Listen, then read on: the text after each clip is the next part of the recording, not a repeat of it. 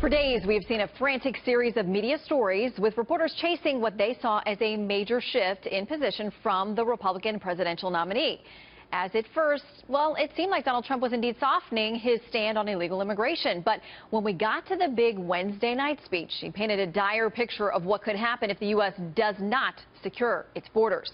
Howard Kurtz is host of MediaBuzz on Fox News and joins us. Hi, Howie. Hi, Shannon. Well, in the run-up to Donald Trump's Mexican visit and that speech on immigration, there was an avalanche of media analysis on whether he was guilty of that dreaded journalistic term, a flip-flop. The Trump campaign calls that coverage unfair.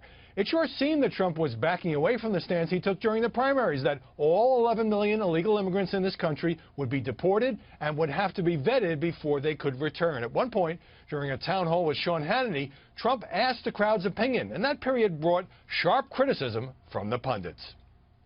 Number one, we'll say throw out. Number two, we work with them. Ready? Number one.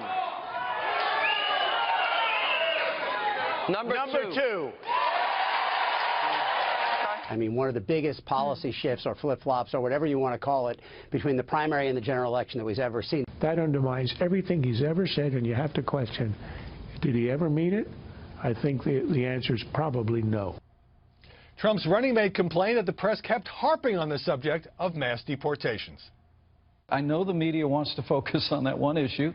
Donald Trump will articulate a policy about how we deal with that population. I don't understand why it's the fault of the media for focusing on an issue that you're crediting Donald Trump for bringing to the fore. But Trump said in Arizona that he wouldn't move against most of the 11 million illegal immigrants, those who haven't committed crimes, until the rest of his plan has been carried out, which he acknowledged would take several years. So, was the press biased in saying Trump had flip-flopped? Not really. He significantly changed his position on a key part of his signature issue. Now, the media, even some of Trump's fiercest critics, were far more positive about Trump's surprise visit with Mexico's president, providing a visual of him on the world stage. But many journalists slammed the red meat speech as too harsh, with Politico calling Trump's entire day a farce.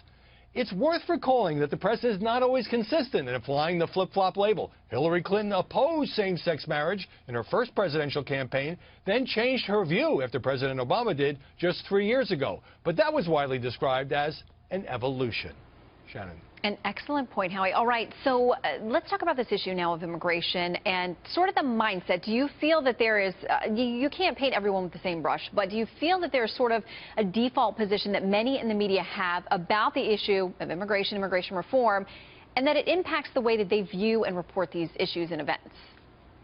I have observed that, and it's been going on for several years. It goes back to when George W. Bush was pushing immigration reform, when Marco Rubio and the Gang of Eight were pushing immigration reform during the first Obama term. The press generally defaults, at least in the underlying tone, toward thinking that's a good idea. Therefore, Shannon, a lot of journalists were horrified when Donald Trump, during the primaries, had success in selling the message of, temporary ban on Muslim immigrants and all that. So now it's kind of payback time because journalists feel, well, he finally had to back off that, even though he hasn't quite described it as a change in policy. That's what it is, and that's why you keep hearing that term, flip-flop, flip-flop. All right, Howard Kurtz in Washington. Great to see you.